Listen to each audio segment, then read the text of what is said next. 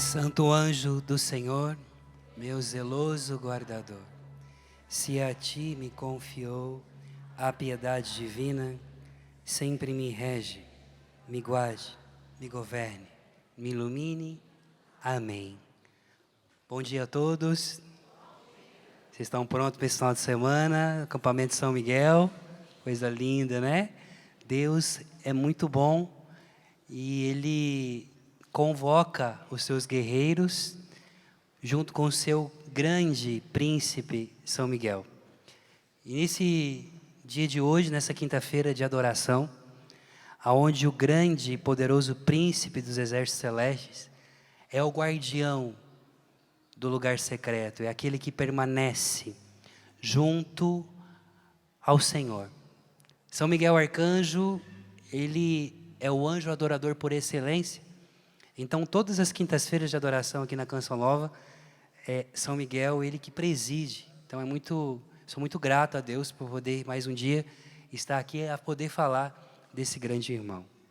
Eu sou o professor Rafael Brito, eu sou membro do apostolado de São Rafael e Santos Anjos. Temos essa obra de missão, de poder propagar a devoção e o amor aos anjos através desse apostolado. Mas vamos ao que interessa. Vamos falar sobre esse grande irmão que se levantou por amor a nós, ainda antes da criação desse mundo visível. E para isso, eu quero que você acompanhe comigo o livro de Josué, capítulo 5, versículos de 13 seguintes.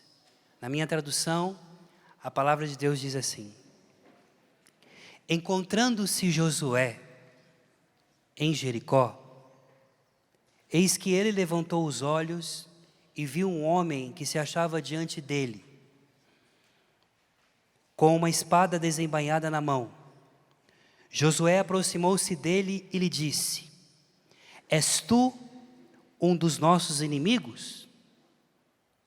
Mas ele então respondeu: não, mas eu sou o chefe dos exércitos do Senhor e acabei de chegar. Josué prostrou-se com o rosto em terra, adorou e disse-lhe: que tem a dizer o meu senhor ao seu servo? O chefe dos exércitos do Senhor respondeu a Josué: tira e descalça a sandália dos teus pés, porque o lugar em que pisas é santo. E assim fez Josué. Ora, Jericó se encontrava fechada e trancada com ferrolhos. Ninguém podia entrar e ninguém podia sair. Então o Senhor disse a Josué: vê, hoje eu te entrego em tuas mãos Jericó, o seu rei, os seus homens de guerra. Vê todos os combatentes, e então dai as voltas na cidade 7 vezes durante 6 dias. E no último dia tocareis as trombetas e com um forte grito de guerra as muralhas cairão. E assim fez Josué. Palavra do Senhor. Meus irmãos, quando nós lemos esse texto, não tem como não lembrar do cerco de Jericó que nós fazemos. A inspiração do cerco de Jericó é justamente nessa passagem, aonde Josué, filho de Num, esse rapaz, que na sua vida, durante toda a sua adolescência, sua juventude, foi forjado no secreto, foi forjado no escondimento, servindo. Presta bem atenção, e eu estou falando de São Miguel. O serviço, a humildade, precede o pódio. Os bastidores precedem o palco. Josué era filho de Num. Num foi um escravo no Egito, como todos os israelitas que Deus havia tirado. E Num também era da mesma idade de Moisés. Mas a diferença é que Moisés foi criado no palácio E Num foi criado com os seus pais na terra de Gósen, aonde era um lugar que os escravos viviam. E Josué nasce dentro de um seio, no final dos 440 anos que Israel ficou no Egito, ele nasce ainda escravo. E faz todo o processo com um povo pequenino. Josué era uma das crianças que Deus havia tirado do Egito, provavelmente estava no colo de sua mãe, quando Deus abriu o Mar Vermelho, e Josué, pequenino, bebê talvez, não sei qual era a idade, não entendendo o que estava acontecendo, mas já fazia parte de um milagre. Nasceu para ser escravo segundo os homens, mas nos braços de sua mãe, uma escrava sendo liberta do Egito com seu pai, para Deus, seria aquele que carregaria nos seus ombros a graça de cumprir, de levar Israel ao cumprimento de uma promessa que Deus havia feito a Abraão 440 anos. Porque Deus, quando escolhe alguém, Ele não escolhe a condição, a raça, a cor. Ele não quer saber se você é pobre, se você é rico, se você é mestre, professor, se você é analfabeto, ou aonde você nasceu. Se Ele te escolheu, não importa aonde você veio, de que lugar que você veio, que lugar, que casa, que endereço você veio. Se Ele te escolheu, é para confundir. Josué vai viver a sua vida na sombra de Moisés. A palavra nos diz que Josué se torna o guarda-costa de Moisés. Porque Moisés, como líder, tinha os seus adversários internamente no povo, que achava muitas vezes que ele manipulava aquilo que Deus fazia. Você vai ver muitas vezes no texto bíblico, uma vez quando Moisés vai dar uma ordem para o povo acha que Moisés está fazendo nepotismo com seu irmão Arão, e vai para apredejá-lo. Então precisa de segurança. Então escolhe-se depois esse jovem, Josué.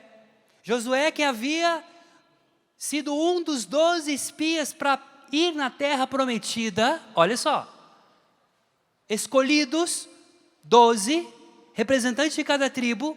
Ele e um amigo chamado Caleb, da tribo de Judá,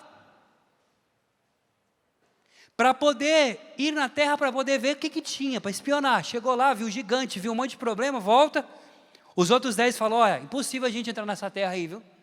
Tem 5 povos, eles têm uma cidade que chama Jericó, é tudo muito difícil entrar lá dentro, as pessoas são grandes, a terra é muito boa, mas nós não temos condições alguma, nós não iremos lá. Então Josué se levanta e fala o seguinte, olha, é verdade, eles têm gigantes, é verdade, eles são poderosos, mas eles não têm o que nós temos.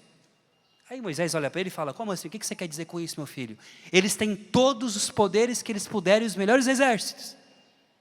Mas manhinha me disse que quando nós estávamos no Egito, quando eu nasci lá, o maior exército do mundo, que era com cavaleiro, que era o exército do faraó, foi afogado do Mar Vermelho, porque nós não lutamos naquela noite, foi o Senhor que combateu por nós, porque existia um anjo que ia à frente do exército do Senhor, que quando o exército do faraó chegou para trucidar as criancinhas dentro do Mar Vermelho, a palavra diz que o anjo que ia à frente do exército do Senhor, olhou para trás e viu que o exército do faraó vinha, e passou para trás, e começou a fazer proteção. Então Josué está dizendo, eu aprendi que existe um anjo que protege Israel, e que também o próprio Deus anda com Israel, que eles não têm, que é capaz de destruir exércitos. Então se eles têm fortaleza, se eles têm tudo isso, nós temos o Senhor. Então Moisés falou assim, então você vai ser o meu guarda-costa. Porque eu não quero saber sua habilidade, se você é bom em guerra, eu quero saber se você é bom em adorar. E a palavra diz no capítulo 33, que Josué, todas as vezes que Moisés ia na entrada da tenda para falar com Deus, Josué ia junto. Todo o povo olhava Moisés indo para falar com Deus dentro do tabernáculo. Dentro do tabernáculo tinha uma cortina, onde tinha a Arca da Aliança, onde Deus descia para falar com o povo. Amém? Vocês estão me acompanhando?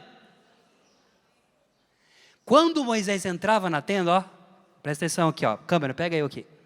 Entrava na tenda, ó, Você não está vendo mais Moisés, porque ele está falando com Deus. Por que Moisés não falava com Deus na frente de todo mundo? Ele falava com Deus aqui, ó. Porque os melhores momentos na vida é quando ninguém te vê. E a palavra diz que quando Moisés entrava, Josué entrava junto e ele ficava aqui, ó, na entrada, fazendo o guarda-costa. Igual os nossos irmãos que estão aqui, que fazem a segurança aqui na Canção Nova, que cuidam aqui do palco, que faz a mesma coisa que eles fazem. Meus irmãos, durante 40 anos da vida de Josué entrava com Moisés e ficava quietinho, vendo Moisés conversar com Deus. E ele aprendeu que as maiores batalhas na vida, você não vence com a sua força, mas você vence com a capacidade que você tem em adorar, com a capacidade que você tem de se prostrar e dizer, eu não sou ninguém, se o Senhor não vier comigo. Quando Moisés morre, capítulo 1 de Josué diz, a palavra diz que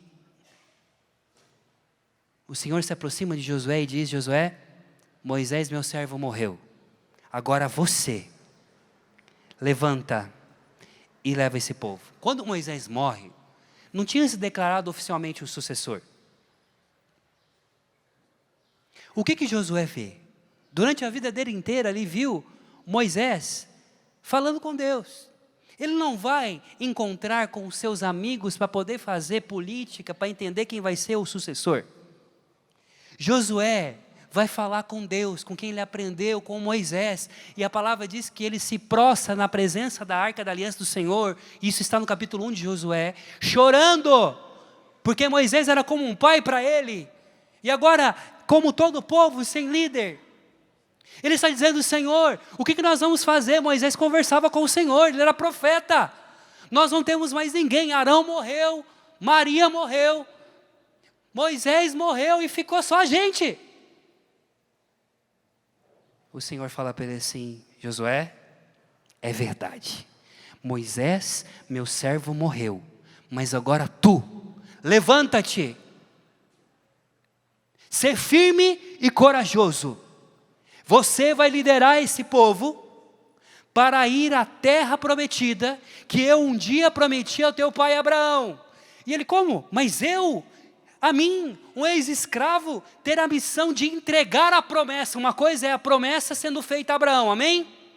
E Abraão esperando, e depois Deus dá Isaac, e Isaac e Jacó, e assim então os filhos, mas o cumprimento de poder você ter a terra em si, de alguém entregar, Deus dá a esse ex-escravo, de poder dizer, eu estou entregando esta terra pelas mãos de um ex-escravo chamado Josué.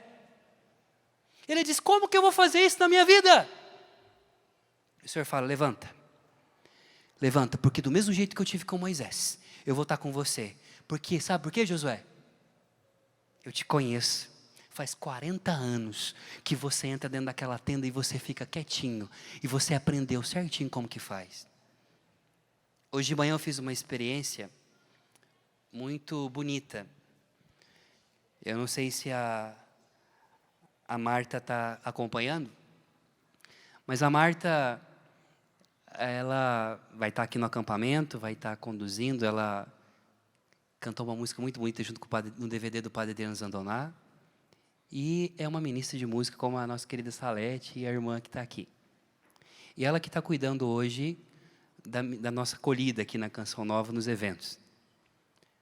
E hoje de manhã, ela teve a delicadeza, como todos os irmãos que nos servem, quando nós viemos aqui, e cuida da gente. A gente está ficando aqui na casa de acolhida na Canção Nova. Então, os missionários que você vê cantando aqui, eles não ficam só aqui. No dia a dia, eles estão servindo o tempo inteiro. Vai ser muito, muito tranquilo você andando aqui na chácara, de repente você encontrar a Salete vendendo ali na loja. Porque a Salete, os irmãos que estão aqui na música, a irmã que está com ela, não vive só disso aqui de palco. A vida de verdade da Canção Nova é servir e adorar. O que eu amo na Canção Nova, no Estatuto da Canção Nova, é a parte em que diz que a Canção Nova é uma comunidade de amor e adoração. Esse é o coração da Canção Nova.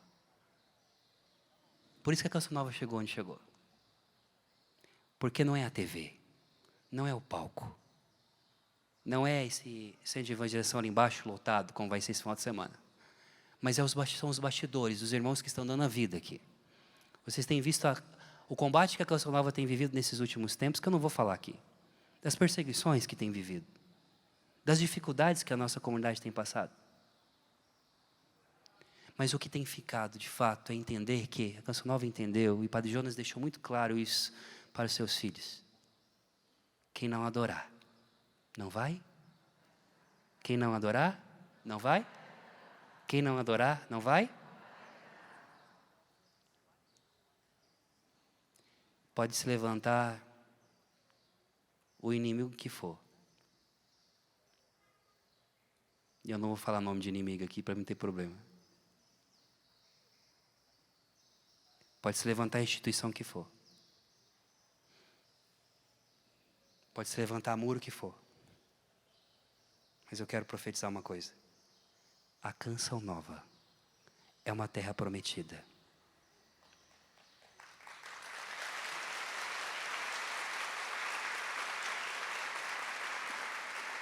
E a Canção Nova está passando pelo mesmo processo de Josué. Padre Jonas morreu. Morreu. Está mais vivo do que nunca, mas tá bom. Padre Jonas está presidindo a Canção Nova muito mais do que quando estava aqui. E agora, Deus coloca o Padre Wagner, o conselho, os irmãos, e assim vai sucessivamente. Escute, as pessoas mudam. Mas a promessa que Deus colocou permanece, porque no final das contas não é sobre pessoas. É sobre quem esteve com você o tempo inteiro na trincheira. E Josué, então, se levanta. E finalmente Josué chega neste texto, nessa parte do texto, aonde ele está com um povo que tinha sido circuncidado, os homens de guerra, circuncisão, porque não tinham sido circuncidados durante os 40 anos, porque era um povo rebelde. E Deus falou, o seguinte, para entrar na terra, vocês têm que fazer o ato da aliança, que é circuncidar. Circuncisão é um corte no prepúcio do homem. Então estava todo mundo se recuperando da circuncisão. Você imagina um exército que não tem arma, que não tem nada. O que tem é um trem meio enferrujado. E mesmo assim os homens estão tudo, desculpa a palavra, com o pipi cortado. Homem não aguenta uma gripe, imagina com circuncisão.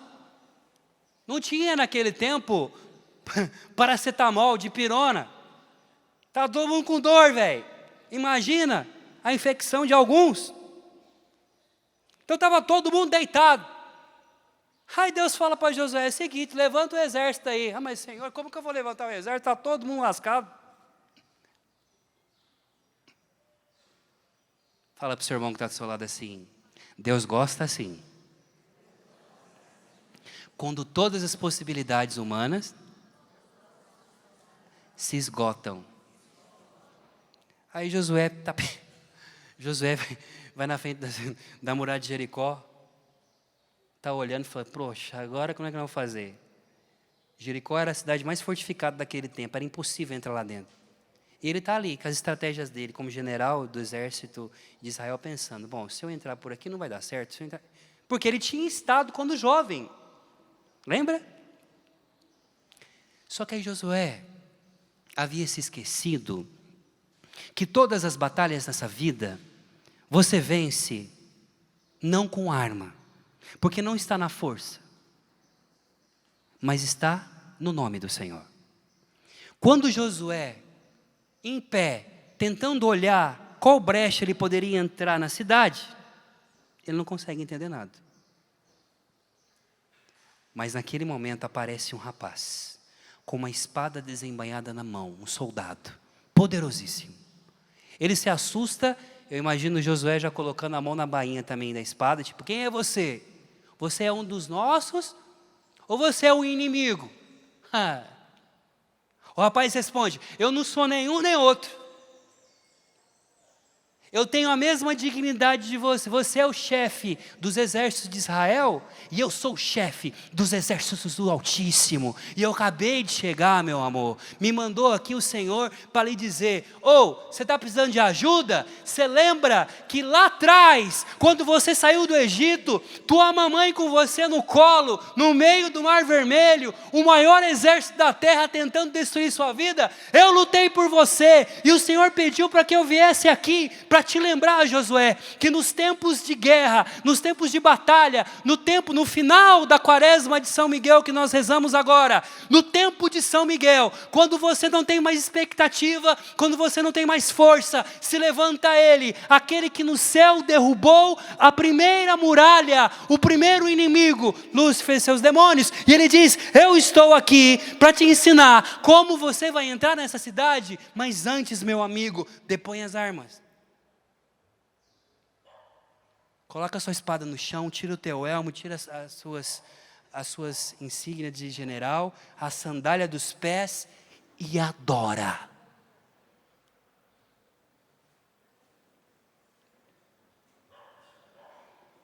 O mesmo anjo que falou para Moisés: tira a sandália dos teus pés na sarça ardente, está falando agora com Josué: tira a sandália dos pés. Sabe por que o anjo pede para que ele tire as sandálias? Porque as sandálias, quem inventou sandálias? A invenção das sandálias para o autor sagrado são os egípcios. Então o anjo está dizendo, São Miguel está dizendo: o último resquício que te lembra a tua escravidão, tira as sandálias, porque você não vai vencer o inimigo calçado, você vai vencer o inimigo descalço, porque aquele que não é capaz de ter a coragem de esmagar a cabeça da serpente descalço, e que não tem disponibilidade para ser ferido pela mordida dela, não pode. Porém, inimizade entre ti e a mulher, entre a tua descendência dela, tu lhe ferirás o calcanhar, e ela te esmagará a cabeça. O Senhor está procurando guerreiros capazes de se ferirem pela guerra. Nossa Senhora é aquela que esmaga a cabeça da serpente, mas ela tem uma ferida no seu calcanhar. Eu me lembro quando criança, brincando no meio da rua, de pega-pega. Nossa terra, na época não tinha asfalto. Não sei se você já brincou aquela terra que você chegava em casa no final do dia, parecia que você tinha sido pintado de vermelho. A mãe da gente, para poder depois desencardir, né, porque eu sou do interior, desencardir a nossa roupa, ela colocava num tacho para ferver, porque nem vanish, nem só da cáustica tirava aquilo, tinha que ferver. E eu me lembro uma vez, brincando na rua, pisei o carcanhar, num caco de vidro. Entrou tudinho, ficou aquele trem. Quem aqui nunca pisou num caco de vidro na vida? Como que você anda com o pé ferido? Você anda mancando, não é? Escute, quando nós falamos que Nossa Senhora esmagou a cabeça de Satanás, não pense você que ela esmaga a cabeça de Satanás assim, ó, esmaguei, acabou. Ela esmaga com o pé ferido. Já pode imaginar um pé machucado fazendo esse movimento. Toda vez que faz isso, dói. Deixa eu lhe dizer uma coisa para você. O anjo está ensinando Josué que para vencer o mal, você tem que estar com os pés descalços. Depõe tuas armas. Tira a couraça, tira a espada, tira o elmo. Aí o apóstolo Paulo diz para nós, no capítulo 6 de Efésios: portanto, irmãos, fortalecei-vos no Senhor. Fortalecei-vos no... A força vem de quem? Vem da sua capacidade, da sua armadura? Não. Quem lembra de Davi? Quando foi enfrentar Golias, Saul falou: olha, tem aqui a minha armadura. Colocou, ficou um trem robótico. Falou: não, isso aqui não serve para mim não, moço. Eu sou pastor. Não serviu para ele a armadura. Venceu Golias com a roupa de sempre. Com uma pedra e com uma funda. Para ter mais agilidade. E Davi diz: tu vens a mim com espada, com exércitos, com couraça, com lança, e eu te enfrento no nome do Senhor dos Exércitos.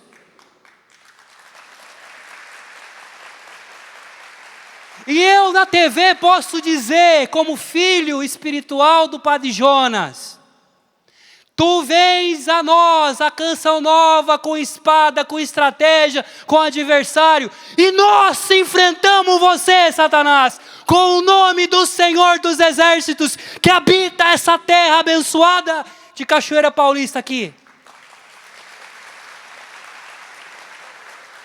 Porque nós entendemos, nós sabemos, isso que sempre ensino aos membros do apostolado de São Rafael e Santos Anjos. Você pode fazer a estratégia que você quiser. Você pode ter os projetos que você quiser. Mas se Deus não se sentar à mesa contigo para dizer aonde você vai, todos os ventos são contrários para você. Josué naquele momento se levanta. E a palavra de Deus diz o seguinte para nós. Porque o anjo continua conversando com ele. Quando ele se levanta, a palavra continua dizendo que o anjo continua dizendo para ele. O narrador da Bíblia continua. Jericó estava fechada e trancada com ferrolhos contra os israelitas. Ora, mas a cidade era poderosa. Eles tinham 5 exércitos. Era 5 contra 1. Eles estavam usando a fortaleza contra os israelitas. Estavam com medo dos israelitas. Deus fez com que o povo do lado de dentro da cidade ficasse aterrorizado. Porque eles ouviram falar do que Deus havia feito com os exércitos do Egito daquele tempo. Então as muralhas não eram para proteger só. Era para ser contra, era uma barreira contra os israelitas. E a palavra diz, ninguém podia entrar, ninguém podia sair. O portão estava fechado. As portas estavam fechadas. Aí a palavra diz assim, o anjo ensina. O Senhor ensina, você vai dar. Quantas voltas? 7 voltas. Fazendo o quê? Tocando trombeta. Louvando. Adorando. Não vai precisar de fazer nada. Só com o gesto você vai andar. 7 dias. Que representa a criação. Deus criou o mundo em 6 dias. No 6º dia, Deus criou o homem. No 7º dia, Deus repousou. Mas também o número 7 e as 7 trombetas nos lembram as 7 trombetas do Apocalipse, que os 7 arcanjos tocam. Até a vinda do Senhor, você sabe que existe 7 arcanjos. E nós conhecemos somente 3. São Miguel, São Gabriel e São Rafael. São Miguel, o príncipe dos príncipes. Quer dizer, o nome arcanjo significa de arcaico, significa príncipe. Também, os outros arcanjos são príncipes, mas Miguel ele é o príncipe dos príncipes. São Miguel é o chefe de todos, e depois tem os generais de vários exércitos. São Gabriel é o anjo da justiça, São Rafael, chefe de todos os anjos da guarda. Por isso que o nosso apostolado de São Rafael e Santos Anjos é São Rafael e Santos Anjos. Por quê? Porque o arcanjo Rafael é o anjo mais próximo de nós. Você, de alguma forma, tem a ver com São Rafael, porque o teu anjo da guarda faz referência a ele. Então, todos nós, São Rafael visita sua casa e você nem sabe. Ele é o anjo que nos introduz na vida angélica. É por isso que nós temos esse nome no apostolado. Que bom, o senhor Jonas, quando encontrei com ele, me disse, filho, você precisa de criar uma obra, deixar para a igreja tudo isso que você tem feito sobre os anjos. Olha só. 7 trombetas. A palavra diz que o Senhor virá. Queria até pedir depois para a Salete, Se vocês querem a música, o hino da Canção Nova, se puder, para na minha cabeça, né? Aquela, mas o Senhor virá, Ele não tardará, né? Por quê? O Salmo diz, a palavra diz que ao som do fragor, ao toque da trombeta do arcanjo, diz o apóstolo Paulo, o Senhor virá. Vai tocando 7 trombetas, a trombeta da ira, a trombeta da bênção, a trombeta da purificação e assim vai. A trombeta da cura. Mas a última trombeta a tocar, de quem que é? Quem toca a última trombeta? É Ele mesmo. Porque o primeiro entre os anjos também é o último. Lembre-se que para ser o primeiro, vocês têm que estar dispostos a ser o último. Para ser patrão, para ser alguém na vida, você tem que estar disposto a servir. Como Josué, aí eu volto, que aprendeu a servir para antes de liderar, ficou nos bastidores servindo. O último toque da trombeta é do arcanjo Miguel, segundo a tradição judaica. E segundo a tradição cristã antiga dos padres da igreja, sobretudo os capadócios. Quando Miguel toca a trombeta, o Senhor vem. Amados, a trombeta de Miguel, ao mesmo tempo que pode ser também um chofarrim, é também a sua própria boca. Pois Miguel não é um nome, Miguel é um brado, Miguel é um grito de um ser apaixonado que no momento da guerra no céu defendeu o amor da sua vida. Contra Lúcifer e Satanás e seus anjos, ele grita, quem como Deus? E os outros anjos respondem? Quem como Deus? Pois Miguel, um código de adoração, chamando os anjos a não usarem das suas forças, mas se prostrarem diante do Senhor, tirar as sandálias, depor as armas, descer a sua cabeça até o chão e dizer, nem há um outro além de ti, Senhor, pelo qual nós queremos a nossa vida, enquanto eles não querem, nós queremos, enquanto eles dizem não, nós dizemos sim, estamos aqui, debaixo das tuas asas, na sombra do Altíssimo, para dizer que o Senhor é o amor da nossa vida. Ora, Miguel nos ensina a voltar o olhar para a centralidade da vida, enquanto o pau está torando, como diz na minha cidade, quando tudo está acontecendo, ele olha para nós e diz, olha para a centralidade, olha só meu filho, Josué, não se apavore com as muralhas, Deus fez abrir mar vermelho, não se apavore com os exércitos, com as dificuldades diante de você. Olha para a centralidade da tua vida e faça como eu fiz lá atrás, antes da criação desse mundo visível, quando nós também tivemos a mesma dificuldade. Eu vi aquilo que estava acontecendo entre os meus irmãos e eu aprendi que não é no argumento, que não é falando, que não é lutando, que não é nada, é se prostrar e dizer, a ti, Senhor, eu entrego a minha vida. O nome Miguel nada mais é do que dizer, o quem como Deus, na verdade dizer, eu não tenho ninguém mais nessa vida. É um código que você vai encontrar na Bíblia inteira.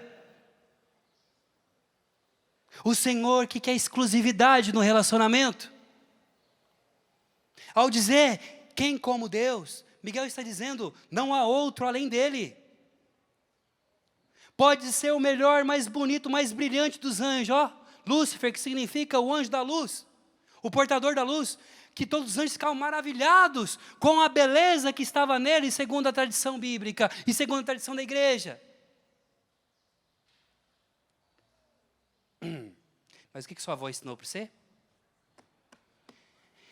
Que nem tudo que reluz é ouro.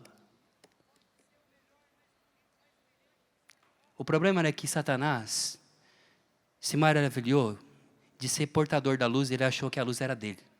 Não. A luz que os nossos anjos carregam, o nosso anjo da guarda, quando nós rezamos na oração do anjo da guarda, sempre me rege, me guarde, me ilumine, não é que o anjo da guarda tem uma lanterna para ficar. Ele carrega Deus dentro de si, que é a luz. Que o próprio Senhor, no capítulo 1 de João, diz, ele é a luz verdadeira que ilumina todo homem. Portanto, o anjo ele nos ilumina porque Deus habita ele.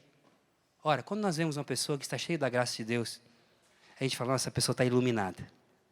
Porque ela carrega uma luz diferente. Não é verdade? Não é estética. É sobre a capacidade da luz que está dentro de você. Se você pegar os grandes santos da igreja, Deus não olhou nenhum para a estética deles. É muito louco você pensar, por exemplo, nas iconografias, quando você vê de São Paulo, o apóstolo Paulo. O grande Paulo, baixinho, caolho, calvo e que mancava de uma perna. Tinha mais ou menos, provavelmente, aí 1,50 m, baixinho. Não passaria assim nos padrões de beleza que, meu Deus, não é verdade? Madre Teresa de Calcutá. Olha para os pés da Madre Teresa de Calcutá para você ver que coisa mais linda. Mas o que muda? O que ela carrega, que é a beleza. Lúcifer ficou pensando que ele era a beleza. Esqueceu que ele portava a beleza. Miguel não, Miguel está dizendo assim, eu não sou ninguém. Eu deponho as minhas armas e digo, o Senhor é tudo na minha vida. Eu não saio daqui se o Senhor não vier comigo. Eu me escondo debaixo das tuas asas. E Miguel, de alguma forma, gritando quem como Deus, ele está dizendo para nós o seguinte, lembra do Salmo 90, que fica aberto na casa da sua avó, que você rezava, que diz assim, tu que habita debaixo da sombra do Altíssimo, de mora à sombra do Onipotente, dirá, Senhor, tu és o meu refúgio, a minha proteção, meu Deus, em quem confio. É Ele que te livra do laço do caçador. É Ele que luta com você. É Ele que te esconde debaixo das suas plumas. Ei, antes de São Miguel ter asas que nos protegem junto com nossos anjos, Ele se esconde debaixo das asas do Senhor.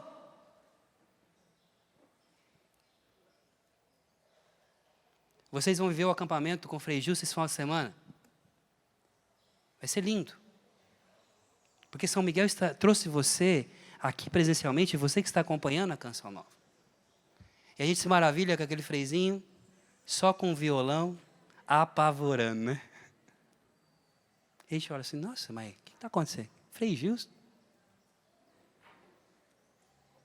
Não é o Frei Gilson. É quem habita a vida dele. Não é o Padre Jonas. É quem habita a vida. E a gente se maravilha, porque a gente vê a fragilidade humana, mas entende que Deus quis habitar essa fragilidade. Fica de pé. Hoje o café da manhã foi um café diferente, porque só eu estava tomando café, depois fui na capela preparar essa pregação e agradeci a Deus pelos irmãos da Canção Nova. Eu quero agradecer a Deus por esse carisma que me alcançou quando cheguei na igreja. Quando eu não tinha mais esperanças, um padre me acolheu na minha cidade de Barretos, bêbado, e ali naquela missa o Senhor me encontrou. Escutava as pregações do Padre Jonas naquelas fitinhas cassete. E um dia dizia, se Deus me permitir, eu gostaria muito, quando eu crescer, poder pregar. Eu nunca imaginei que um menininho lá de Barretos, vendedor de picolé, estaria nesse lugar aqui hoje, encostando os meus cotovelos nesse ambão, aonde o querido Padre Léo pregava. Aonde o Padre Jonas começou aqui. Aonde os irmãos mais velhos da Canção Nova, sempre quando os mais antigos eu pergunto, e eu sei que os filhos mais antigos, antes de ter lá embaixo centro de evangelização, se lembram como se levantou isso aqui, que era tudo barro, né? Escute. Deus vai te levar a lugares que os seus pés nunca pisaram. Mas quando você chegar lá, não se esqueça de quem esteve com você no processo. Josué viu as muralhas caírem. Josué, ao fim da sua vida, distribuiu a terra para o povo e morreu. Mas nunca deixou de agradecer por ter estado debaixo de um legado, que foi Moisés, que disse sim sozinho, quando era só ele e o Senhor. Essa pregação talvez seja uma pregação mais para dentro da Canção Nova do que para vocês. Mas eu sei que nós somos uma família da Canção Nova. E nós nos emocionamos, porque Deus um dia chamou o Padre Jonas sozinho. Entregou esse carisma para os irmãos que estão todos os dias aqui na labuta para continuar. E a quinta-feira de adoração lembra a canção nova, para que foi chamada. Por isso, São Miguel está aqui, te trouxe aqui. E você que está nos acompanhando, eu quero dizer para você, as muralhas cairão na sua vida. Deus será vencedor ao fim de tudo desse processo. Somente adore. Vamos cantar? Se levante, Josué, levante sua mão direita e diga: eu estou aqui. Eu estou aqui Para adorar. para adorar E para dizer: e para dizer: quem como Deus? quem como Deus? Não há outro. O Senhor é o amor da minha vida. Por isso vem, Jesus. Vamos juntos. Que santidade de vida, que homens, Cante. que homens devemos ser, pois se tudo no céu e na terra o Senhor chamará. Que respeito para com Deus. Que luta devemos travar. Declare. No novo céu e na nova terra iremos morar.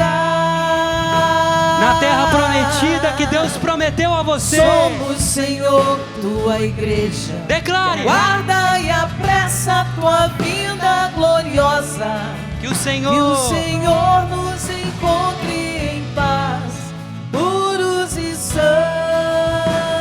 santos, que é feito da sua promessa.